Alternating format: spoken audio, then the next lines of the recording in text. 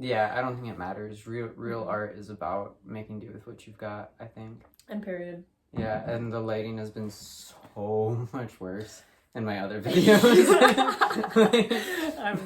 The first one I did, we were like literally in the dark, and like we had taken one lamp and like it was precariously sat at the edge of the bed, like one wrong move and it would have just like come crashing. And yeah, it was just this like though. It looked like we were like huddled around a candle, like the way the lighting was. See, that's art in and of itself, though. Yeah, absolutely. That's a tasteful lighting experience. This is raw. Yeah. This is, and that's, you know, what I feel like too about like you wanting to make YouTube videos. I'm like, my philosophy at least is like, there's no doubt that I'm gonna learn a lot as I go. Yes. And I feel like the best way to learn with something like that is to just fucking do it. Just like keep doing it. Like, yeah. Both of us already have all these other like skills and other artistic things and performance things that it's like bringing it all together to make like YouTube videos or any kind of content, like you learn as you go. Yeah, it's true. And I feel like with most things, that's kind of how it is. It's so hard for me to not want to release just like a fully finished product that's perfect and well made. Right. And I feel like it keeps me very much so from releasing more art so that I can make more art, you know? It's like I'll get so caught up even in the like music process of like I'll hold on to songs for 2 years because I'm like, well, it doesn't feel like it's like perfect, doesn't feel like it's done, and it's like, okay, well, like you gotta improve as you go. Like you gotta release the thing that's not that good and then keep making things, you know? Yeah, and I think it's hard too, just how like media is these days, is that I don't know, you go on YouTube or whatever and you see so many people whose stuff is like really polished. Yeah, that's the word. But like, I don't know, I think of like some of our all of our classic favorite YouTubers. You look at their first videos and it's like, this is dog shit. No, it's true. But and I don't know, I think too, like a lot of in this day and age, I feel like there's just so many people making stuff. Yeah. So much out there. That, you know, it's something I think a lot about of like, what kind of audience do I want? Like, maybe who is my audience? I think we're in the era of like, you want a cult following. Like you don't want to be the Taylor Swift everyone's of favorite punk rock or something. You don't want to do that. Oh my god, no. There's so many people on this planet that it's like there's space for you. Every day I see an account of someone with hundreds of thousands of followers that I'm like, who is that? I have no idea who that is. Right. I'm not engaged with their fan base or their, you know, the people that like them, but by God, if there's not a whole fucking slew of people out there that like them that I'm not privy to. On the other hand, too, it's like people can have all these followers or subscribers or whatever it is, and it's like, how much are those people actually engaging? Yeah. Because I think like some of the content creators that I follow, like borderline religiously, that I'm like, I really like this person and what they put out there. Some of them have like maybe 1,000 followers on Instagram. Exactly. But they're also like making millions of dollars just by creating content. So because the money, that's the thing, the money does not always reflect in the follower count 100%, because it's about the amount of people that engage with your work. You know, even like back in my experience of selling stuff online, it's like the people who are posting all the time and who have lots of followers are not necessarily the people that people are buying from all the time or buying things from regularly. It's very much just like a false reflection of how popular your things are, I think, to a degree. I do think with YouTube sometimes it's like when someone's got that many followers, they're netting a lot of views usually. But I have found some of my most recent, especially, very good videos that I've enjoyed a lot. And I don't usually look at the view count or whatever until after I'm done, and then I'm like, 500 views? No one's seen this? Right. Like, this is good. Like, this is a quality thing that I've consumed right now. Well, oh gosh. And then, I mean, with like view count and stuff, because then you get into the whole realm of like monetizing with ads. And that's, you don't need a close cult following to get monetize that ad money. ads. You just need the numbers. But then again, I don't know, from my understanding, people who do make a living wage creating content, it's not just YouTube ads. No. It's like they're doing all other kinds of things. They've got merch. They do like Patreon shit.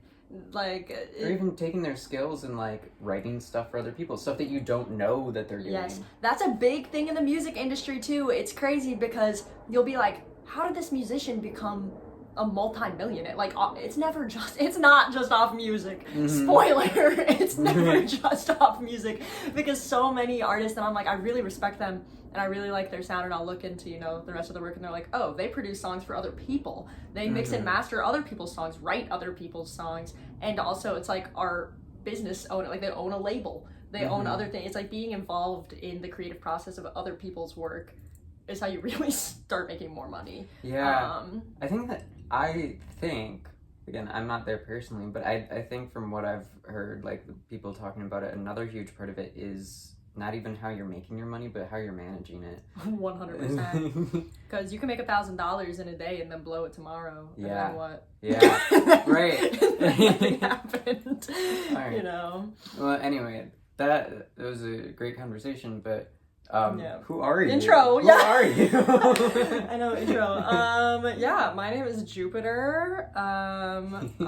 Who am I? That's such a crazy question. Yeah. Should I answer it thoroughly? Are we looking for a name? A name only? No, I'll help you get started. So, your name is Jupiter. Yes. Of course. Truthfully. Yeah. Legally. Government recognized. Are you an artist?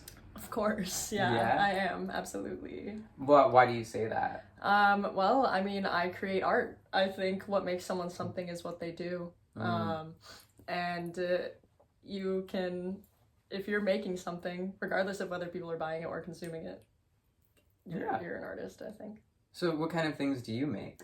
I make lots of things. Recently, I've really been narrowing in on the music production aspect of creating things. I've been practicing DJing a lot, been doing a lot of producing my own music, producing collaborative music. I'm in my audio engineering program right now, so I've been focusing a lot on that. But we still have been making a lot of merch for our music products or projects, and so it's like, I've been making bedazzling hats. I've been bleaching t-shirts and stamping them. Fucking awesome. Thank you. It's been very fun, honestly. Been really addicted to bleaching shirts, to be honest. So music, making clothes. Making clothes. I've been drawing a lot more. Actually, this Saturday, gonna be selling stuff at an art market at the Freight House. Nice. So I'm gonna be hopefully selling some prints, and I also love making beaded jewelry, which I might be selling some of also. Hell yeah. So yeah, I'd say jewelry, clothes, drawing, music, my big babies at this moment. So how long have you been making that kind of art? Oh my god, forever it feels like. Actually, I would say beading and clothes making came much later than music and drawing for me. Music has been a mainstay in my life forever. My mom said I used to put on concerts for her when I was 2, till Britney Spears. I was about it. I was really love music. And I joined choir when I was in 3rd grade, and then I did it literally every single year. I've just been super into performing and making music, and I started making my own music back when I was in high school, and I kept it to myself. I never posted it. But that's when I first started, diddling around on GarageBand and seeing what's possible. Yeah, exactly. GarageBand is a great place to start. From my understanding, these days too, it's a great place. You can even end there. Yeah. Yeah. I mean, the songs that me and Danny are gonna be releasing soon, for the electronic project we've been working on is so many of those beats he made in GarageBand, and then he just sent me the WAV files, and I've been tweaking them in Ableton. But it's that was primarily a GarageBand experience. They didn't really, Yeah, I mean, I haven't used GarageBand in a decade, so I don't know how far it's come. But quite far. Yeah, but I know enough people who make music. They make music and they perform and they have a following and they use GarageBand. GarageBand is functional. So, it's free. It's got a lot of tools, and it's especially, I find, a good tool for understanding what you want to do to the music before you really even understand the tools themselves. Because for example, I've been getting into more complex DAWs now. I've been playing in Ableton and playing in FL Studio, and I was very grateful that I played in GarageBand first, because it gave me an idea of what am I looking for to make a specific sound.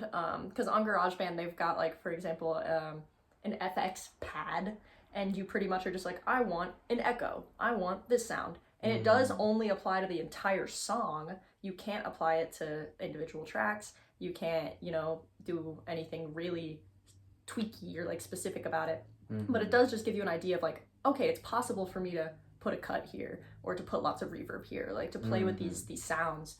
And so then I felt like moving into the more complex DAWs, I was like, oh, okay, well now I know I want to add this type of sound. I want to do this type of thing. And you reach this limit with GarageBand, or at least I did, where it was like, okay, I've started to get really into using GarageBand, and now I want really specific sounds that GarageBand will not let me make. Because you've got those hard limits on what the instrument sounds like, what you're able to do with it.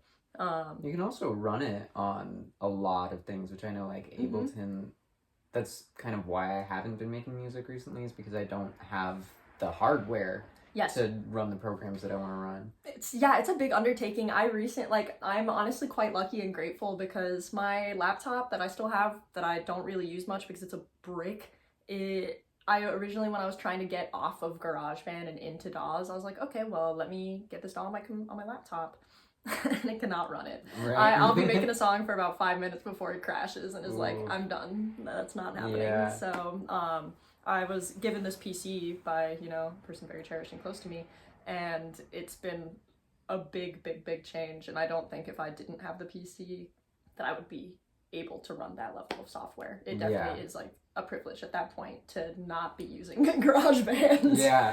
Yeah, and I mean, I'll say too, like, as you were saying, one of the great things about GarageBand is after using that for so long, you really get an idea of what you can do and therefore what you want to do with certain sounds and stuff.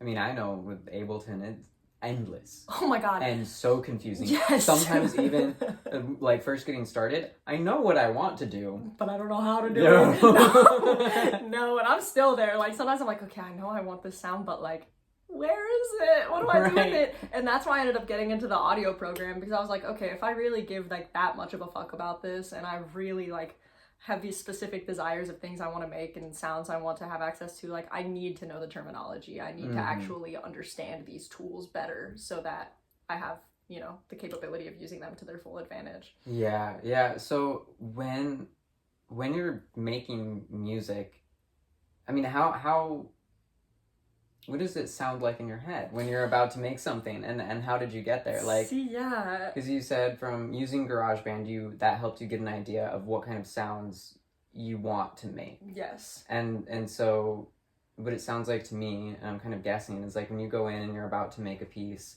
you kind of already have an idea in your head of like, I want this sound and that sound, and then you're gonna go and find those sounds. It's more so that like, so often when I make music, especially like if I was doing the GarageBand originally, it was like I would go in, and something that helped me, well, very early on, I would just play around with sounds because I really didn't know what type of sound I wanted, what type of sounds I liked as clearly. And so there's so many different, you know, keyboards and synthesizers, and I would just click through and press like the same notes and just listen to them and be like, what do I like? What sounds good? And I did start out very much so using like drum loops because I wasn't good at programming drums, did not understand drums, but I felt like building a song is important to have a beat so that you can, you know, get a feeling for the rest of it. And I would play around in there, and after that, it was at a point where it's like, okay, I like this synth. There's nothing wrong with it. I like it, but I want it more pingy, or like I want it like rounder, or like these really almost like ambient ideas of what something sounds like that I knew I wasn't able to change about it, because in GarageBand it's very like, this synthesizer sounds like this. There may be settings where you can kind of change it, but like you don't have full control over the spectrum of sound. And so when I was like songwriting, I initially was listening to a lot of Depeche Mode at the time, actually, and I was like, you know what, like, what if I just tried to make a song that sounds like a Depeche Mode song? And I was also, full disclosure, doing so much acid around this point in time, and I was having so many just like, it felt like I could hear a song so clearly in my head that I was like, I need to get it out of my body. And so I would just play around with the notes until I felt like I found it and it was around there. But very much like looking at the song structure and what I liked about it, I was like, okay, I like that the synthesizer does this. I like that it's got this type of beat, and I would try to almost emulate it. Like, you don't copy exactly what they did, but it's just like that style was something that drew me towards it. And I think practicing a lot with that led me to having a more clear understanding of like what I really want and what I'm going for. So finding other artists who make music that I really, really fuck with, and then like analyzing it and being like, what about this is so good to me? Like, what am I really enjoying about this? And so then moving into Ableton, it was like, okay, now I can change this to sound just a little sharper or like a little deeper, thicker. Like I had so much more control over those sounds. But it's not always like, sometimes to make a song, I just hop in there and I start playing around until I hear something I like. And then I'm like, okay, let's keep that. Right. Yeah, so going from GarageBand to Ableton or any other higher level DAW, you have an idea of like what you want to do with the sound, right? But it's this whole new program, and there's all these different settings and all these different pages and stuff to get to. When you first moved into Ableton or whatever else, did you kind of take that same like explorative process of like, let's just see what this does to the sound, and then like, okay, now I know, like I go over here if I want to make it a little crunchier. Very much so. Yeah, I think that was like my primary experience. Like I watched a few videos of like Ableton basics you should probably know, or like FL Studio basics you should know, and even then those didn't really help me that much. I didn't look back at the notes I took very often. It was more so just like playing around. Like I plug in my MIDI keyboard and I just do and over on different instruments and on different sounds, and then after I find an instrument I like, it's going through all the fucking infinite settings that are available to you, and it's just like turning a knob one way, turning it the other way, being like, what, does this sound good? Like, is this the sound that I want? And if no, then I stop. But it's like, it was very an explorative process. And I still to this day am like, is this gonna do what I want it to do? I don't know. I'm just kind of trying to find it out, which in my programs that I'm taking in at the community college right now, like I'm gonna get Pro Tools certified. I've never used Pro Tools, but my entire class starting in the fall is like an intro to Pro Tools using the Avid Pro Tools book, like text. So I'm like, I think I'll come out of it understanding how to use that software at least, and exactly where everything is and how I want to use it. And I'm hoping that having that knowledge, I'll be able to apply it more to the DAWs that I also enjoy the most. And we'll have, because I think it would save me time at least to know when I want a sound, what I can do to make that sound. Yeah. Instead of just like clicking through for hours. I'm curious too about what you're gonna learn from that, because I feel like when making music with a DAW, there's a lot of words, like there's a language for what you're doing. Like, it's not just, oh, make this sound crunchier. There's probably an actual word for it. I don't know. No, exactly. I don't know if you know it. And I've been learning, and I think that's what's the most interesting part about being in the audio program that I like the most, is like my initial class this semester, my first semester, was Intro to Sound. And my teacher, he was like, I wish I could call it a language class. Like, I wish I could talk about it in that way, because like it literally is. It's, you understand on a base level. I think every person does, like hearing. You listen to music, people know what sounds good and what doesn't, but to be able to describe it and to be able to replicate it, you need to know. And so I'm learning all these terms that like I had seen in my DAW, but I was like, oh, now I'm like making the connection of what this thing actually means. And at a point, like I still do appreciate though that my teacher, though acknowledging that the terminology exists, he still is like, at the end of the day, does it sound good? Yes or no? And if yes, good. That's the most important part. Like, if you can look at all the rules and they're like, do this if you want this sound, but if you do it and you don't like it, it doesn't matter. Right. And I wonder too, like, because I know you're in a band right now, and you also have a project with Danny. But I just wonder, like, knowing that language, how much that might open up being able to collaborate with other people musically. I mean, what is that process like now for you, like collaborating with your band or collaborating on that project with Danny? Yeah, so it's really organic, which I appreciate a lot. So like our most recent chainmail practice, which is the band, we got together and it was kind of just like jamming out. Our bassist Haley, she's extraordinarily talented. I really respect her as a musician, and she can just like pull out whatever anytime really. And we were all sitting in my living room and she's like, hey, like, I've been working on this a little bit, like this bass line that I think sounds fun. Like, do y'all like this? And we're like, yeah, I really like that actually. Like, so let's build upon it. And so then I was like, I I guess also like to write poetry, heavy lyricist, and I often have like unfinished notes that are songs that I like. I'll write down like a bar or something or two and then be like, I'll come back to this and finish it later. And so when we get together in that moment, and Danny, you know, will hop over the bass and be like, oh, well, I feel like I can play a guitar line that sounds like this, if that's what the bass sounds like. And then I'm like, great, I'm just gonna sing over it. I've got these words, I'll start writing more of them as I listen to the music and see what, you know, what happens. And we wrote a full song from start to finish in like 3 hours.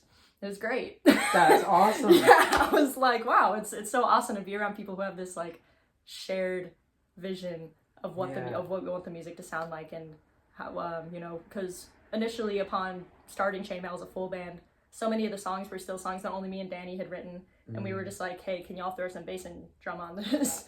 And so now after playing those songs and practicing them, we're like, let's start actually writing like as a group and get everyone's, you know, individual vibe in here. And it's been really rewarding. It fleshes out so quickly. That's amazing. Yeah, I'm having lots of fun with it, seriously. Like, I've never had a practice like that with a group of people where we're all just able to, like, build upon each other and get somewhere reasonable. Right.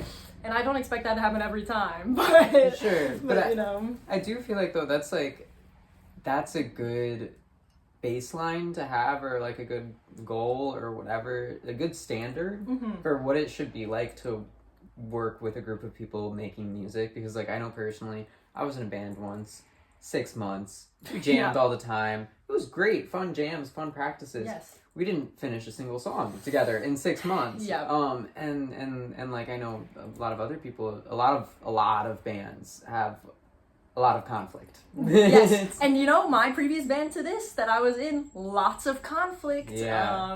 And I was only in it for about a year, and I couldn't take it. Right. And I think that comes down to, I mean, similarly to like your teacher, the sound class, does it sound good? Is band practice fun? Yes. Because why else are you in a band? That's my big thing. You're not going to get famous if you're not having fun. If you're not having fun, no, exactly. It's like, because I know there's tons of bands that hate each other, quote unquote, but it's like they also have like a really concrete creative, you know, practice with each other. They have a respect for each other as musicians outside of any interpersonal conflicts. And like in my old band, I remember our drummer was like talking so seriously, and I'm like on the verge of tears during this conversation, by the way. It was awful. We're having so much conflict, and I was like, dude, like, I'm in a band to enjoy myself. Like, I'm not here to, like, be so serious that I'm upset that I have to go to band practice. Right. Like, that's not the point. Like, because this is something I'm choosing to do. We're choosing to be around each other. It's almost like a relationship. It's like, we're choosing to be around each other. I'm choosing to do this thing because I enjoy it. I don't need to be here if it's awful. Right. Like, right. Oh my gosh. So you said you started making music yourself like in high school. Yeah. But you kind of kept it to yourself. When did you start sharing it?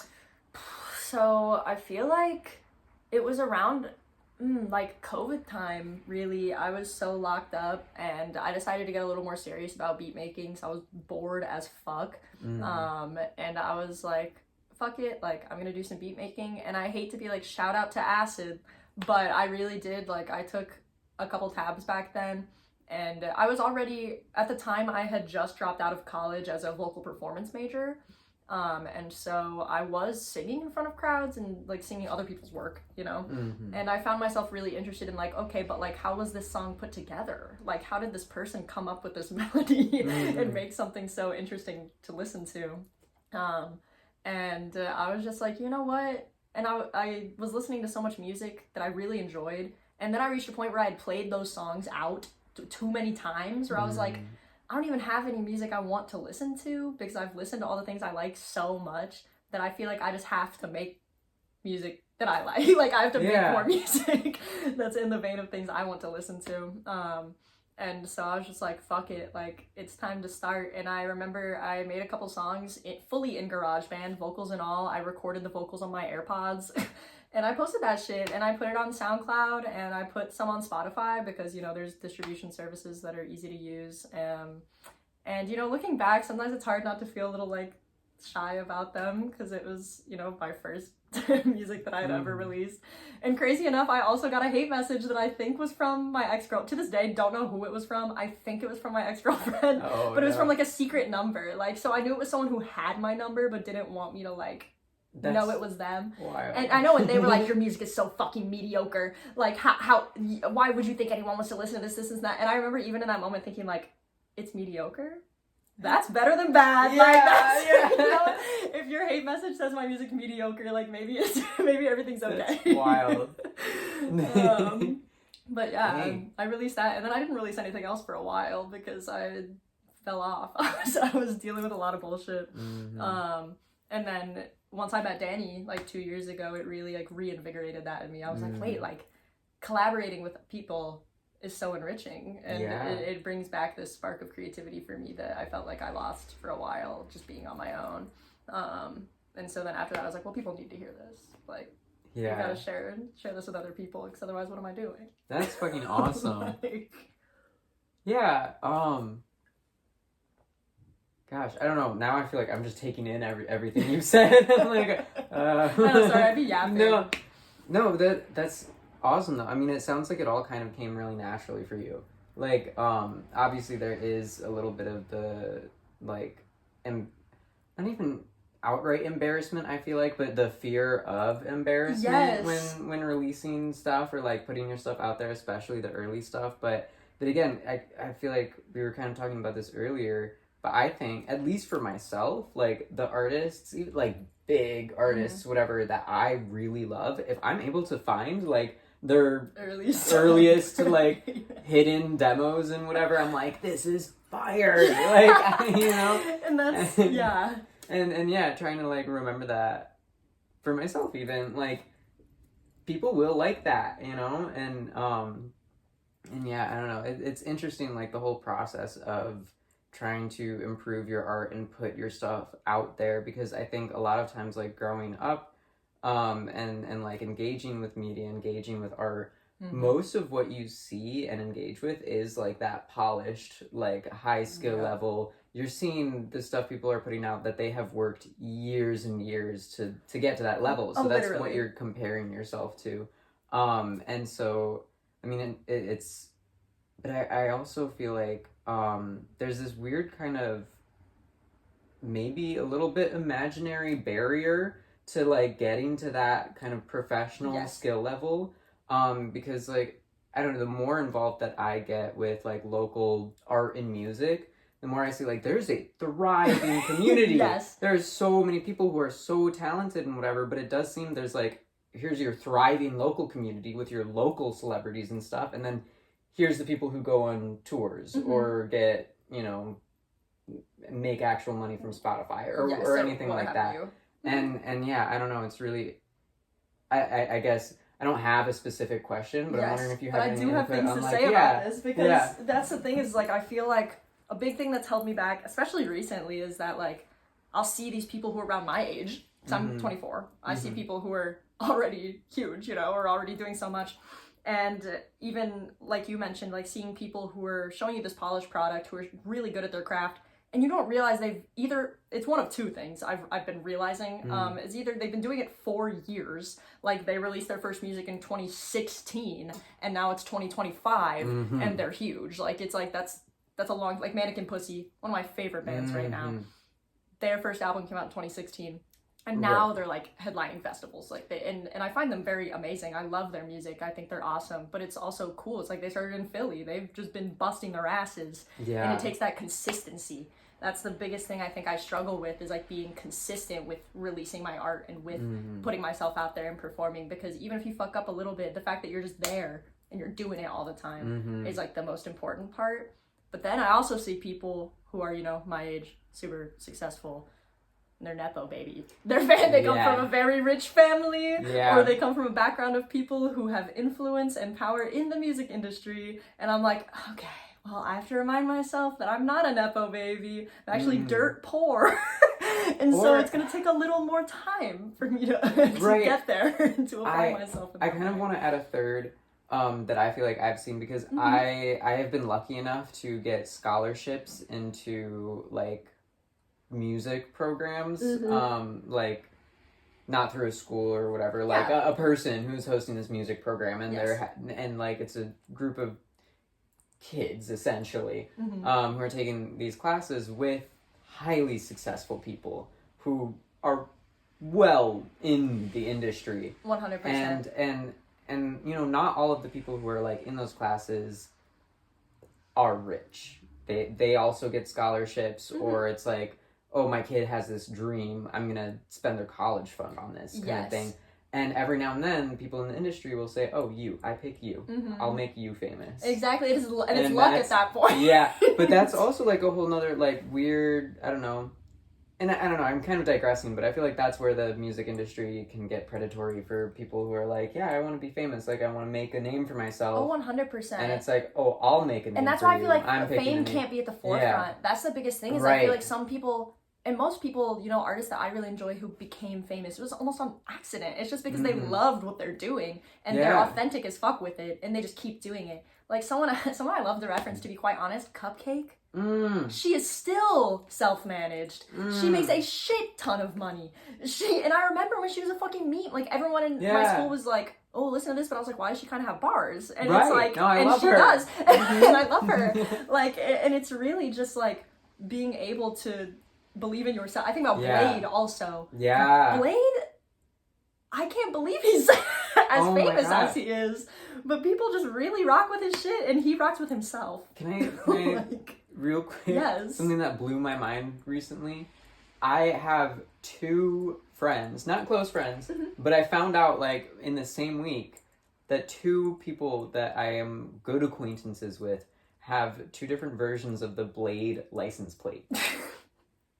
Like, dude. And that's what I'm saying. People are like really serious about being fans of him. Yeah. Like, it's a cult following. Yes. And isn't he objectively like great?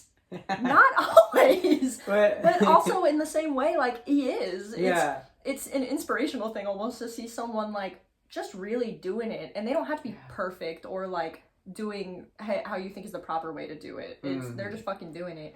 Yeah. And I feel like that's part of what encouraged me to get into the scene and even to like join a band and do more of that stuff, is because like I did start going to local shows, and I wasn't just comparing myself to people who are already fucking famous. You compare yourself to people who are like starting out at the same level that you are starting, which is nowhere. And you're like, oh, well, if these people are doing it, why do I feel like I can't do it? Like, that's silly. Yeah, I feel like so much of it just comes down to passion and consistency. I was thinking too, like you were saying, fame is not an indicator of success. No. But I feel like a lot of times it can be a side effect 100% of success. It can be a side effect of being truly passionate and consistent about what you're doing, what you're making, what you're putting out there. Because people just love that. Yeah. Also also, this has me thinking about a conversation that I had with my brother a little while ago about popular music, and how I feel like a few conversations I've had lately, and something that I feel like I'm starting to recognize more with music is like a lot of it is not just how the music and how it sounds, but it's who is presenting it and how are they presenting it. 100%. And I think I've struggled a lot personally. I've struggled a lot throughout my life with the label of cool. And like, what does that mean? What makes someone cool? What makes someone cool? Is it good to be cool? Is it bad to be cool? But I think the most positive way to look at cool is someone who is cool truly genuinely loves themselves and presents themselves authentically, and that's what makes them cool. And I think music and presenting your music that way is the same. And I think it's almost, I'm recognizing more and more, it's a skill to be cool. Yes. And people who are genuinely, truly super fucking cool make everyone around them feel cool. Yes. Yeah. And I see that in you. Aww. You are super fucking cool. Thank you so much. I know the show of yours that I went to last, Chainmail Show. I mean, the whole fucking crowd. That was a great crowd. That was a great crowd. Everybody felt cool. Oh my god, I felt so grateful. So then I'm curious too about like your journey with self-expression. Oh my god, big journey. Let's say that much.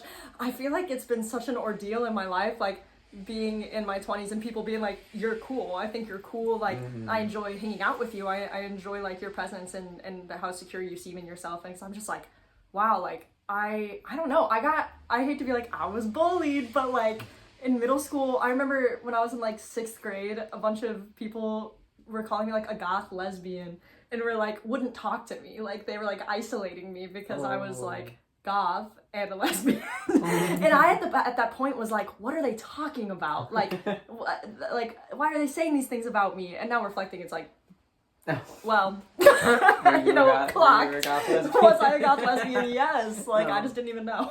And I feel like I've always almost just been like super into expressing myself despite myself, like even if I feel self-conscious or like I was full of so much self-hatred like when I was younger. And I remember being like 12, 13, be like, I fucking hate myself, like I'm so ugly, like I hate what I do. But at the same time, I was still like actively seen, like wearing my colored skinny jeans, wearing my band t-shirt, wearing my fishnet gloves, whatever, like doing what I wanted to do, because it just felt like there was no other way to live. Like it's like, how am I supposed to survive with, and I went through a lot of shit at home too. It was just kind of like, how am I supposed to live with a shitty world if I can't at least just like indulge myself in these ways, you know, and like let myself do the things I want to do.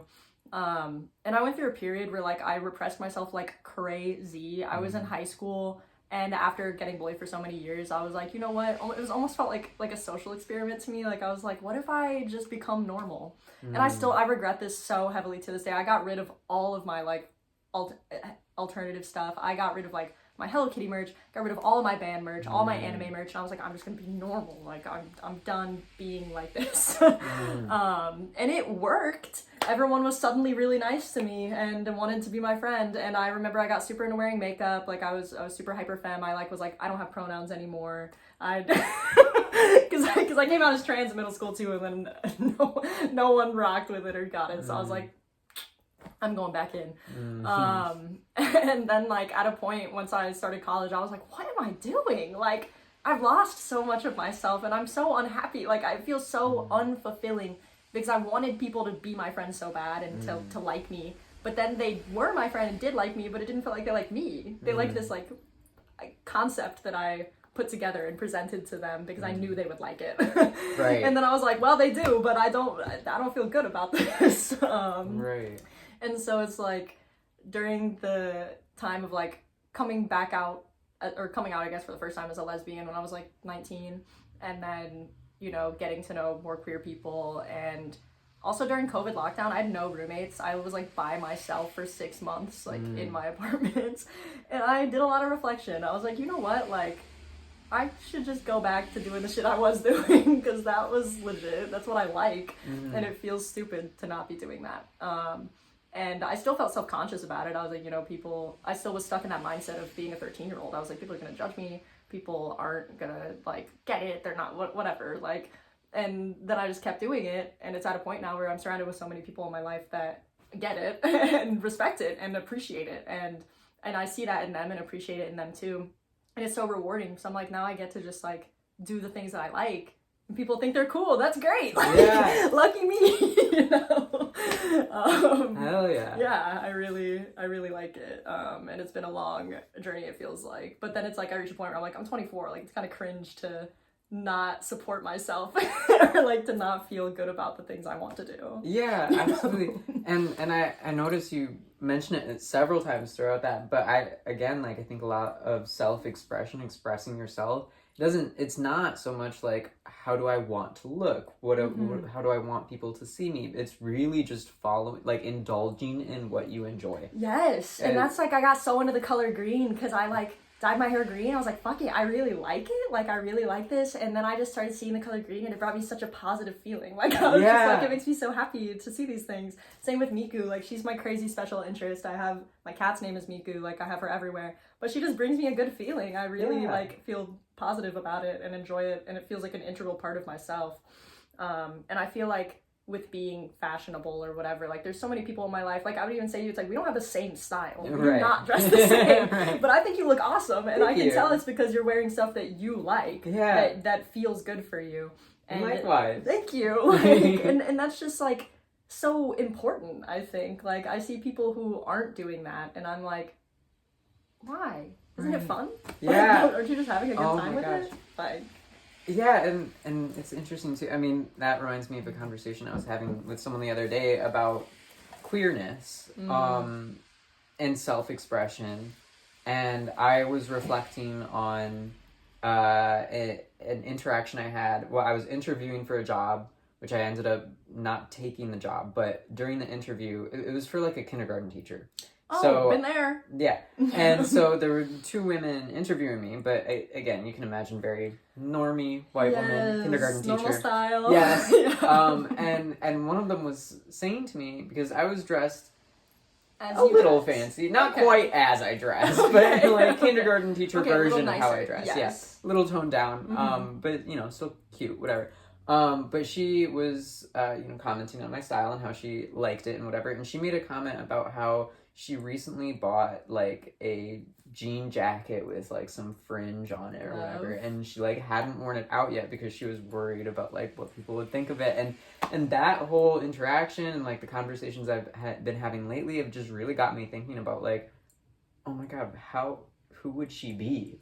Yes, if she let herself. Would she be? Yeah. That's my big thing with people is it's like, and through being myself so unapologetically, just like having to, people out in public will do that. Like, I went to Walgreens recently, and the pharmacist lady at the window was like, I love your hair. Like, it was green at the time, and I was like, thank you. Like, I love dyeing my hair. Yeah. And she was like, I've always wanted to, like, dye my hair pink, but, like, I don't know. Like, I've never done it. I've never dyed my hair at all. Like, I just think it would be difficult. And I was like, please try it. Like, just do it. Like, let yourself and do it. Like, and through being yourself, I think it encourages more people to think about being themselves too. Like, like maybe I could do absolutely this. Definitely. Oh my gosh, yeah. So beautiful self-expression. Beautiful. Yeah, I mean, what are some other, like, I guess I could say influences or inspirations, but again, as we've been talking about, it really just comes down to like what lights you up. What do you enjoy? Shit I like. So, yeah, as far as your style, your music, your drawings, any of that. What inspires you? Man, I feel like, I mean, I'm very inspired by, like, the scene culture of the early 2000s. I was really deep in it, even though I was so young. Like, it's like, I know a lot of people who were honestly, like, 5-10 years older than me were really in it. They were teenagers at the time. I was, like, 7, right? Right, yeah. So it's like, but I had, like, an older step-sibling, and my parents were really young. My mom was 18 when I was born, and my dad was in his 20s as well. And so I feel like I got this really inside look into alternative culture and I just thought it was dope. My dad is like covered head to toe in tattoos, and I thought it was normal. I did not know that he was like alternative, or that it wasn't like a normal way for people to be for quite a long time. And so in my head, I was just like, this is the way that the world should work. Like, you should be able to listen to really gross and crazy annoying electronic music and to music about your feelings, and it's good for you, and and you can wear whatever you want. Like, I'm trying to think of other influences. I was just super into scene stuff, and it felt like my first thing that was mine, and it felt like a representation of the things my parents liked. My mom was super into pop music, and my dad was really into like nu metal and like 90s, early 2000s rock. And I was like, but this is great. Like, I really appreciated the vibrancy of color.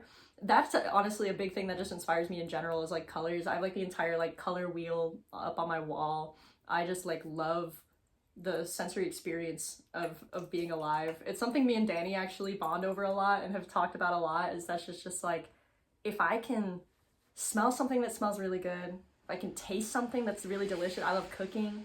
If I can see something that looks good and brings me a positive feeling, which color and texture does that for me, then I'm good. I got these senses, like I might as well be using them.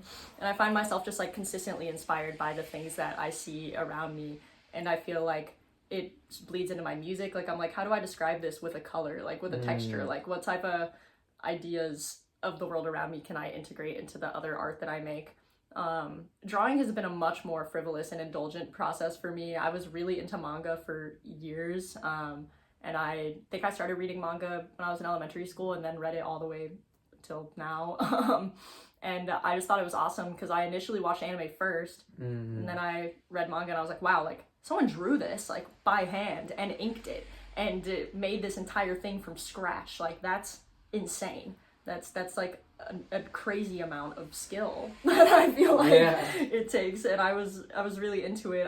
My dad draws a lot, not anime style. He draws like weird stuff, but I was like, I want to start drawing, and this is what I like the look of. Like, I think this stuff just has such a like bubbly aspect to it, and I feel like I want to I almost want to show you this. I have like a Pinterest board that I keep up on my phone I titled my vibe board. Nice. And it's pretty much just like anytime I see an image that I feel like it represents me or gives me like a feeling of like, so me, like that really feels like something I would like or feel represented by, because it reminds me like who I am, you know, and what I'm working towards or working on. I'll try to show the camera too. There's so much random stuff on here. Ignore my cracked ass screen. But I just feel like there's inspiration lots of places. So much Miku in here. And if you can just look around for it, it's there for you. I'm finding it everywhere. But I'm trying to think of specifics, but I don't know. Textures, shapes, colors, kindergarten. Yeah. Well, and I'm curious too, because like, I mean, you've said drawing has always been more frivolous for you, and then you start getting to making music a lot more.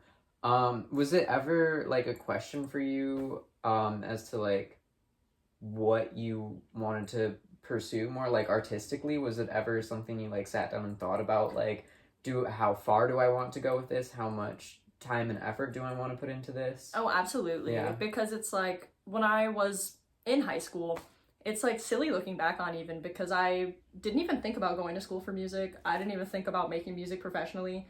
I was like, I'm in choir and I'm in theater and I like these things, but I love drawing. I would fill up a sketchbook a month. I would draw during class. Like, I loved drawing because it was just such like a positive sensory experience for me. And I didn't really get into, at that time, making my own music. So to me, it was like this process of getting to create something and not just expressing myself, but like coming up with an idea and fleshing it out from start to finish. And I really respected all these manga artists I follow. I used to get like kits of ink pens and like manga stuff, and I was trying to get really into doing it. And I was like, I'm gonna go to art college. Like, I'm gonna go study in Tokyo and learn how to make manga properly. Like, I was really serious about it, and then at a point, I was hit with the actual realization that I'm poor. Like, I was like, oh, I have no college fund. And I struggled a lot my first 2 years of high school because I was going through a lot of stuff at home, and my GPA was trash. I did great my last 2 years, but the averages don't weigh out that well when it's time to go to college. So I was like, I don't really know actually what I'm going to go to college for anymore, because I don't want to just get a general art degree. And I was feeling really unsure, and at the time it was, I think, my senior year or my junior year, and I was like re-auditioning for choir because we had to every year. And my choir teacher at the time, who had been my teacher since middle school, was like, have you ever considered like going into music like professionally? She's like for a long time. And I was like, no. I was like, not really, to be honest. She was like, you should, like, you should think about it, maybe. And then I was like, maybe that is something worth pondering on. And then I went to college for vocal performance at the time because I was super into singing, and it was valuable information to me, but I still just didn't get that feeling from it, and that's part of why I dropped out. I was like, what am I doing? You know, I don't know what I'm trying to do with this. Because they kept being like, you're going to go sing in opera houses and do opera. And I was like, I don't really want to do that. Am I? I know, is that what I'm going to do? Well, and it was pretty much like you sing opera or you become a music teacher. And I was like, I don't want to do either of those things right now, to be quite honest. It didn't feel like it was fitting for me. And again, having so many of those musical roots in rock music and in punk music. My dad said something crazy shitty to me actually when I was in college that when I reflect on it, I'm like, he was right, but he did not need to say it. Because he was like, why are you studying opera? He said, just start a band. He said, it's cooler. He said, you should just be in a band. And I was like, fuck you, Dad! Like, I like learning a skill. And I did. I was like, learning to sing is important, I think, if I want to be a vocalist. And I appreciated the knowledge about music. I mean, I had to take music theory. I had to take piano. I had to take all these things that I still really value and utilize. So it was a good experience for me, but at the end of the day, he was right. I'm in a band now. It is better. Yeah. I do have more fun. Yeah. That does bring in like another interesting like whole piece of this though is like education. Mm-hmm. And I think a lot of people, especially when you're younger, I mean, you don't know what you can do. You don't know what options are out there for you. And so much of it comes down to, I think, like, who is in your life, which is not up to you when you're that young. No. You don't get to choose who's in your life and who's influencing you and who can share skills with you or even just show you what is possible. No, literally. And so a lot of times I think we fall back on college, obviously, and like what are the paths that college provides us? Like you said, you went in for like vocal education and they were pretty much like you can sing in opera houses or be a music teacher. And it's like, obviously, there's so much more options, that you can do with those skill sets. But yeah, so I wonder, like, because you said you dropped out of college, but now you are also going to be you did take some sound classes and you're going for audio engineering. So what is your, like, journey with your mindset around education musically? How has that changed and developed? Yeah, because so like neither of my parents went to college. I did not grow up in a educated family, I guess, in that way. Like I didn't meet someone who's like, I remember like my high school partner, like their parents were college educated and their dad worked at the university. And I was just like, I've never been in this environment. I've never done this. But like, because I was poor and because my family was underprivileged and, you know, my mom's Puerto Rican, like I feel like there's this very big aspect of when you are part of the diaspora and you're an immigrant, it's like you need to do good. You need to go to school. And like my mom's brothers went to school. My grandfather and my uncles were all in the military. They're like, you got to do what you got to do to succeed in society. And I was also young for my grade. I started college when I was 17. So I felt very like I didn't have a choice, you know? I was like, well, what am I going to do with my life if I don't go to college? You know, my mom is a waitress and I don't want to do that shit. I was like, I don't want to be a waitress forever, so like I guess that's my fucking option. And I was there and I really enjoyed learning about the things that I was passionate about. I felt like it was a divergence from like high school where you're kind of forced to like take all these things that you don't necessarily give a single shit about. And once I was in college it was so much more specialized. But I remember like having breakdowns crying about like music theory. Like I was like, I don't understand it. Like it's crazy. And it was at a base level, a lot of it was valuable. I didn't learn how to read music till I was in college. But I knew how to use my ear. Like I was able to sing in choir the whole way before college. It's like, I don't think you necessarily need music knowledge to enjoy music or even to make music to a point. Because I do think that I learned the names of the notes and their relation to each other. That helps me a lot in using a keyboard. It helps me a lot in producing music. If I have a like specific idea for how I want something to sound, I now have that language and that tool that I don't think I would have gained if I did not get that. However, I would say the most valuable part of that education was the voice lessons. And so realistically, if you care that much about singing, maybe just get voice lessons, you know? You don't need to go to college. Yeah.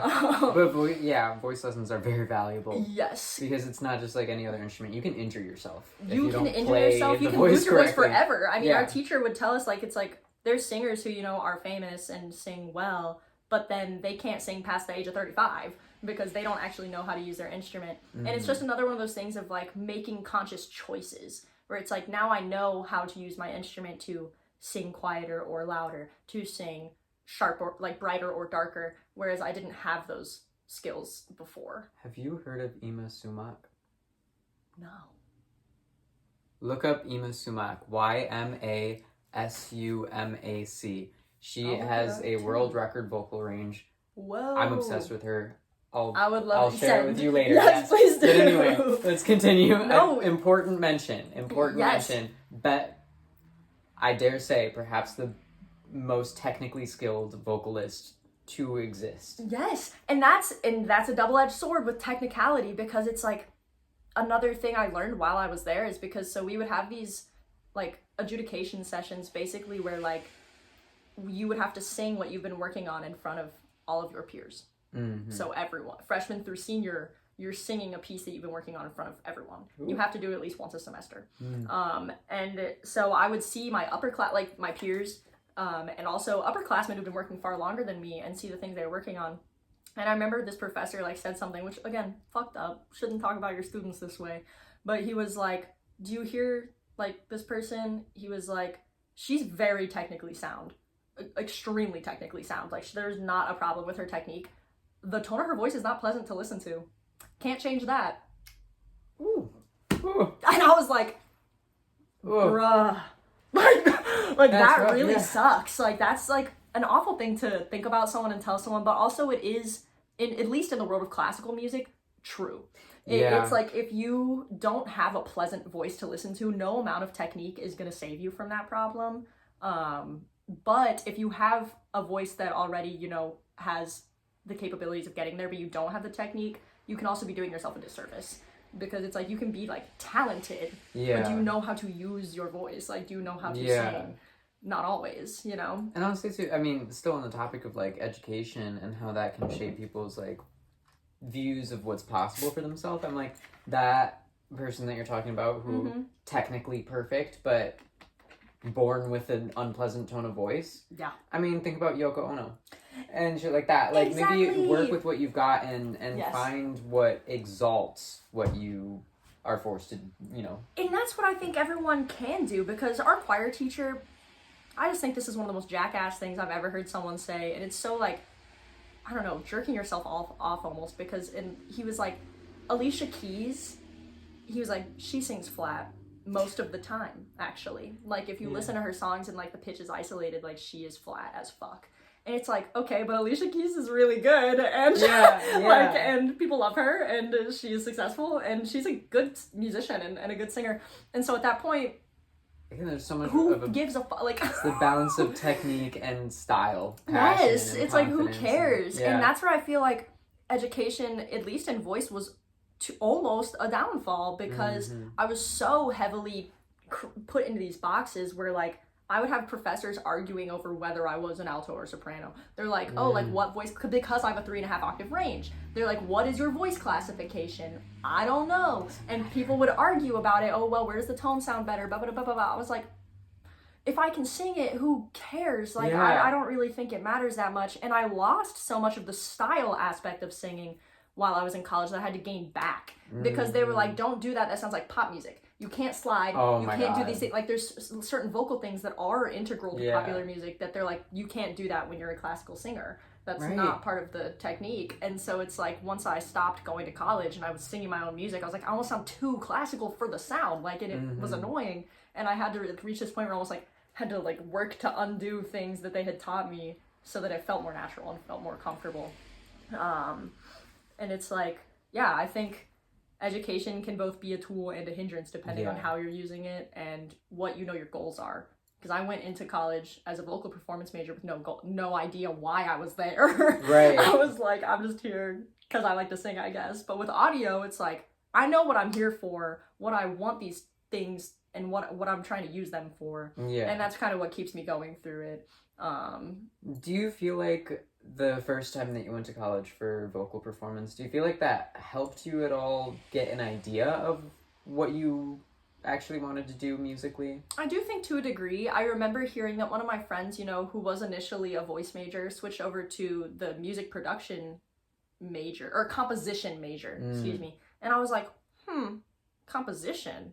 Like, you learn how to make the songs yourself. Yeah. That's, like, very interesting. But at the time I was like, well, I don't want to compose orchestral works. Right. So it's a no for me, Right. And I do feel like I really found out about audio engineering more so just through playing in garage, like trying to make music myself, and then having inspiration. Like people like Sophie, people like Sega Bodega, Arca, what have you. I'd be like, what do they know that I don't that gives them the ability to do this stuff? And it's audio engineer. It's being able to engineer a sound and to use the tools. So much like institutionalized education around music. I mean, even for myself personally, a lot of the instrument and vocal lessons that I took with a variety of different teachers still was always in the realm of classical music. Yes. Broadway performance. Again, I've heard so many times, don't do that, that sounds pop. Like, I've heard that so many times. Annoying. And it really puts you in a box, because I took like composition lessons, like private composition lessons for music theory and everything, and I still to this day get a little like thinking about like, nobody ever said, oh, you should listen to Danny Elfman's compositions. Everybody was like, you use too much chromaticism. Yes. That sounds weird. And it's like, but it's fun. Yeah. More alternative musicians need to offer lessons. I agree. Like, please. I think that's one of the biggest appreciations I have for my voice teacher that I had while I was in school, is because I think one of the first things he asked me was like, what do you want to do? What's your goal here? Yeah. Like, what are you trying to learn? And at the time I'm 17, so I'm like, I don't know. Right. You know? And it's like, but if you go in, I think finding a teacher who's willing to work with you on your goals is the primary directive. Because again, what I really appreciate about my current audio teacher is he's talking about our Pro Tools class we're taking in the fall, and he was like, you almost make your own assignments. He was like, I want you to make things in Pro Tools that are beneficial for you and the projects you're trying to make. He's like, I'm not going to make you do a podcast audio if you're not a podcaster. Right. I'm not going to make you do these things that are pointless for you if that's not what you're trying to do. So it's like, but I'm not going to make someone make a song if they're not a music producer. Right. So it's like, yeah. Especially now, I mean, like, there's literally so fucking much that anyone can do. I mean, again, like, whatever, back in the day, there really is only so much that you have access to as far as education or resources and materials. But these days, it's like, everybody has YouTube. You can learn literally fucking anything on YouTube. You can. And finding a valuable education that works for you, works with the way that you learn, it's almost seems so much more difficult now because there's so many options. And the first step is knowing what and you don't know who has credibility too. Because that's one thing, you know, my teacher's talked about. He's like, yes, you can look it up on YouTube. He was like, but as someone who's been doing audio engineering for 30 years, he's like, sometimes I'll watch these YouTube videos with popcorn because these people are wrong. And he's like, they do not know what they're talking about. Right, yeah. And it's like, I appreciate YouTube for many things. I still use it in audio, and like, I'll be like, how do I, like, what are some tips for making this type of sound? What are some things? But I'm also, like, not always necessarily the most efficient, like, self-educator. Like, I can't hold myself accountable as easily as when I'm in school. And I think it is a barrier. Like, I go to community college right now. I'm not in a university. And I think a barrier people hold themselves behind is, like, the financial barrier. They're like, well, I don't have the privilege to go to school. I don't have the privilege to go to college. I'm fucking dirt poor. I get FAFSA money. Like, the FAFSA exists, and I'm using it to do audio engineering. Like, the music video that me and Danny are releasing for Amber Tones, I made in my video class at the college for free. So it's like, you don't need to be rich to get an education. You know? So what college did you go to first? I went to Central Michigan University, which is in the middle.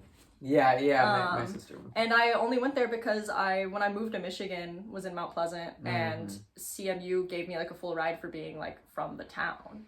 So I could afford to go, because that's the thing with university versus community college is like university costs so much money that even with FAFSA I had to take out loans. Still $13,000 in debt from my 2 years at vocal university, which was pointless. I'm like, I really wish I had not done that. And it's on this, like, it's because people are on this timeline of success. They're like, you need the 4-year degree by the time you're 21 so that you can get on and start working so that you can get stuff done. But it's like, if even just taking a reduced credit load so that you still have time to create and you still have time to do the things you want to do is not, and it takes you a little longer to get your degree. Who cares? Right. It doesn't matter. Like, you don't have to get it done as quick as they want you to get it done. Yeah. I'll say, I mean, shit, I'm on a financial hold right now with Washtenaw Community College. I can't take classes until I pay them. Valid. That's fine. But, like, at the same time, I'm like, the credits that I've already taken, they're still there. And I will say, fucking shout out to Washtenaw Community College. Yes. I've only ever heard good things from other people, and I have only had incredible experiences myself. Like, I know a lot of people, like, talk down on, like, community colleges and whatever. But this community college my god, it is really fucking good. I've never heard so many people, even college-educated people, say positive things about the It transfers really well to 4-year universities, because I've heard that too, like, a lot of my Wayne County, where I grew up, our community college is Schoolcraft. I know a lot of people who went to Schoolcraft, and their credits don't transfer. Washtenaw Community College has like an agreement or whatever with EMU. That shit transfers. And with U of M, they have a bunch of like programs that I was looking at. I decided against them, but like programs that are preparing you to transfer. Like you take your first 2 years at WCC and they set up all these classes that they know concretely transfer for whatever your goal may. Like they have a biology 2 year at WCC. They have I don't know, like whatever other stuff you would need to take. I was looking at the biology one. I'm sure there's others, but I'm actually not getting like a degree currently at this moment. They have their audio engineering program is a certificate. So I'm getting my audio engineering certificate, but I will be Pro Tools certified at the end of it, which usually you have to pay Avid like over $1,000 to get the certification, and take all of their proprietary classes or whatever. But my teacher is a certified Pro Tools like educator, so he can give me that as part of my curriculum, and I can use my financial aid to pay for it. Hell and yeah. I'm getting that certification for free, basically. Yeah, so all that said, like, there are resources. And if you don't know what you want to do, I mean, like, I don't know, I guess I want to ask you this, as someone who kind of went through these different paths of education, to learn what you actually want to do and what you want to use your education for. What, like, at this point in your life, for one, what would you say to your younger self going into college? And what would you say to, like, other people who are trying to figure out how they can use education to help them build their skill sets as far as music and art goes? Yeah, I feel like if you're young, I mean, I'm even having this problem. My little brother's 5 years younger than me, so he's like, going through his college journey now, and it's a big thing that it's like, you don't need to feel like you have to go. You don't have to go if you're not ready or you don't know what you want to do, because it's so much fucking money. It's so much money, it's so much time that you're not getting a worth it experience if you don't know what you're there for. You don't know why you're there. I do think like maybe going to a community college at first when you're young to try different things is valuable. See where your passion lies and what is actually interesting to you and what you feel like is worth it to pursue. I feel like I still struggled even before I entered the audio program. I had so many internal conflicts about like what I should go back to school for, because I knew I kept ending up in these dead-end jobs. I was like, okay, my pay limit right now is like $16 an hour, and I've reached my ceiling. And I was like, I would really like to have some applicable skills to do something. And I applied at some preschool teacher jobs.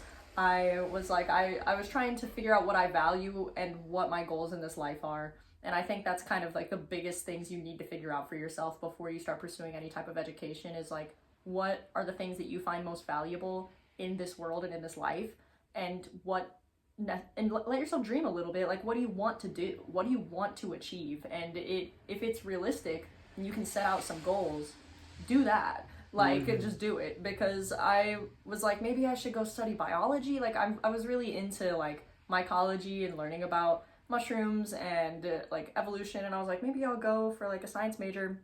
But then I was like, realistically, we live in a society right now that is not funding science research, unfortunately. And even if I get that science degree, I'm probably not gonna use it. I'm not gonna use it. I'm probably still gonna end up with a $16 an hour job with a degree that was pointless, to be honest. And that's something that I feel comfortable self-researching enough. If I'm not gonna use it anyway, I can just pursue that knowledge on my own time. All right, so I think then it's like, do you want to work in a lab? Exactly. It's like, you know what? Maybe not. Maybe I don't want to do that. And then I was like, well, I'm really passionate about childcare and children. I think they're very important. I think that their like development is very integral to having a successful society. And so I was like, I get along well with kids. Like, maybe I should get my early childhood education degree. That would be an important thing, because then I can work in childcare and get paid way more.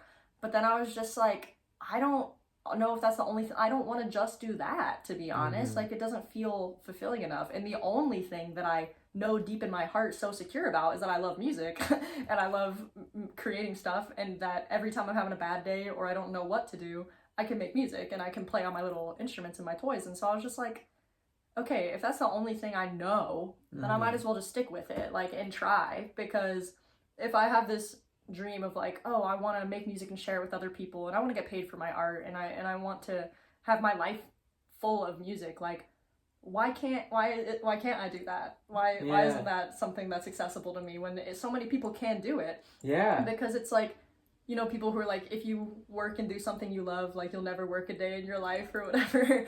I don't think that's true, but I do think it's like, if you... Oh, the way that energy feels when it's being spent. Personally, I could spend 10 hours in a day event planning. Exactly. And it's like a breeze. Because I like it. You know? And that's the thing is like, they're like, oh, you'd have to work a lot to make money doing music. You'd have to produce other people's songs and do this. But I love music so much that that's fine for me. It's not nearly as draining if you're putting in the same amount of time doing something you hate. And opportunities will just come for you because I started this audio program. My teacher, I love him, great guy. And I would talk to, he is an awesome dude. He's so inspirational to me because he does study biology and science and is an audio guy and does like metalworking and knows how to build his own microphone. Like he welds, like he's like a crazy dude with so many skills. And he was telling me about like he uses his audio knowledge to like, he's going with one of his biologist friends to like record sharks and study like the sounds that they make in the ocean. And I was just like, what? Like, so I went up to him after class and I was like, dude, like, I think it's real. Oh, and he's a kindergarten teacher. Huh? What? That's why I was like, wait a minute. Like, this dude does so many things that I find interesting and valuable. And I like was like, hey, like, what should I study? Like, I was like, because you do all these things and those are things that I also really want to do and find really interesting. And I was like, what would be your recommendation for like a degree program? Like, should I get a biology degree? Should I do this thing? And he was like, honestly, no. He was like, I don't think you need a degree. He said, I got my degree and it doesn't serve me. I don't even use it. He was like, you just have to make connections and like go out and do stuff. He was like, because he works at the science center, the like nature conservatory. And he was like, yeah, we're actually hiring right now for our summer camp. If you want to like work at the conservatory and work with kids and do nature stuff and put it on your resume. And I applied and I'm working there this summer. So it's just like, but I got that connection through going to the audio program. So it's kind of like, great. Well, now I get to work with nature and kids and I get to do the audio thing. And it just kind of like fell out of the sky because I followed where it felt like was the right place for me to go. Absolutely. Yeah, I think so much is networking. Like, just so much. 100%. Literally any And that's like the meme. People say in. art school is not to learn many skills, it's to network. Yes, so that you make connections. I mean, but yeah, literally any industry, so much of it is just networking. And again, that's the whole thing. If you're genuinely passionate about what you're doing, people will see that. People will pick up on that. And in their head, they're going, that's the person that I'm going to give some of my time and energy to because they're actually going to value my time and energy or the resources that I can provide. And like, 100%. Yeah, so follow what you're passionate about. Yeah, follow what you're passionate about. Figure out what you're passionate about and follow it. Like, you don't have to do anything. Because I remember when I dropped out of college, I'd taken acid, and I was talking with my friends about how I felt so tortured. I was like, I hate being in college. Like, I don't like doing this. I don't know what I'm doing here. I feel aimless. And my friend was like, then quit. Yeah. They were like, you don't have to be here. And I was like, you're so right. But like, my mom made me think that I had to be there or else my life was over. And then I was like, that's just not true. It's not true. It's an illusion. Yeah.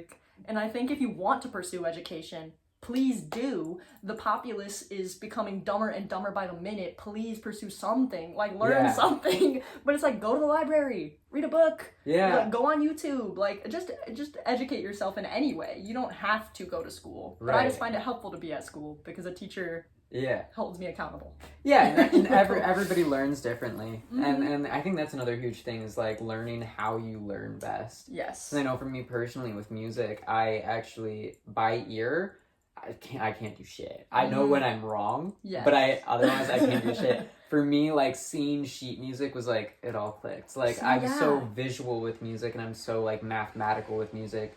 But I've also found that like I can apply that like way that I think about things to other areas that are more fulfilling for me. But anyway, I'm digressing a bit. But again, everybody learns differently. And so finding like, maybe YouTube does work best for you. Maybe a individual like one-on-one lessons works best for you. Maybe college works best for you. College is very expensive though. So again, you want to like really explore that stuff. And there's there's different ways that you can do at the same time. Because it's like, for example, like I've been getting into DJing. I'm not so bold as to think I can just DJ by myself only because I feel like there's so much to know about DJing that it would be foolish of me to not seek out people who already successfully DJ and communicate with them and learn what they do. And shout out my friend Bobby. I love Bobby. And I told him that I was like interested in DJing and I thought it was fun, and I had just gotten a deck and I was like really didn't know how to use it. I'm trying to figure it out. And he's like, come over, like, let's practice, like, and I'll teach you. And you should interview Bobby. You should interview Bobby. Yes, he was like, I'll teach you. Like, they showed me how to use the program, how they use their deck, because I'm a very tactile learner. Like, I have to do it or watch someone doing it to fully understand what I'm doing. And so we both had the same deck, and they just had me plug into their computer, and I watched as they did the exact things that I wanted to know how to do, and they talked me through it, and I was like, this is great. And now I do DJ on my own, and we still hang out. They have an even nicer deck than I have now. I'll come over and play on it and learn more things, and it's so enriching to have someone who has that skill set that can, you know, that I can play off of, and I'm not just like begging into the ether for information. Like, hell yeah. You know what, that's fucking networking, and that's passion. That's just and like, yeah, everybody knows somebody, and I think a huge part too is like, fucking ask people. Literally. And if talk to people. If people like if you ask someone like, hey, I see you have a skill that I want to develop, generally they're going to be really excited to share with you. Yeah, because and if they're not, they're probably an asshole. Exactly. If they reject you and you feel bad about yourself for asking about, you know, that skill that they have, they're not someone. Fuck them. No, they're not. And not also a good person just like becoming comfortable with rejection is a big one too. That because too, it's like if yeah. you try, let's say I submit to a party and I want to DJ, and they're like, no, sorry. Yeah. I shouldn't be like, well, I should never DJ ever. Right. Just keep trying. Just keep improving. Try again. I've found that like networking is such a big part of it. I've been able to like go out to Detroit and meet people who are involved in that, even just by like going to more queer parties, talking to people, getting comfortable being like, you DJ, I DJ, like, you make music, me too. That's really crazy. Like, we should get in contact with each other. I want to say too, with any kind of rejection in any area of life, if you're being rejected, the way that I always think about it for myself is like, okay, well, I know myself best. Yes. And I barely know this person or this event that's going on, but I know a little bit, and I'm like, okay, I know myself fully. I know a little bit about this. I think I'm seeing that this might be a good fit. Exactly. All right, so let me put it out there, see if this event or person feels similarly. And if they don't, well, I'm thinking they know themselves way more than I know them. Yes. And so whatever they're picking up on, they're saying like, actually, maybe this isn't the best fit. They know themselves or the event way better than I do. So exactly, they're probably right. Yes, it's like a lack of ego. Like, because that happens in relationships too, where it's like, if I hit on someone and they're like, no, sorry, I shouldn't take, that's not about me. It's not a personal attack on my attractiveness or my, like, you know, ability to date people. It's just like, they know themselves and what they like or want. And I'm obviously not rocking with it. That's fine. Like, it's really, like, okay to be rejected. Yeah, absolutely. All right, I do want to start wrapping this up a little bit. Yeah, long. Yeah, it's totally fine. It's fucking awesome, though. I'm really enjoying talking with you about all of this shit. Yeah, I've had lots of fun. Yeah.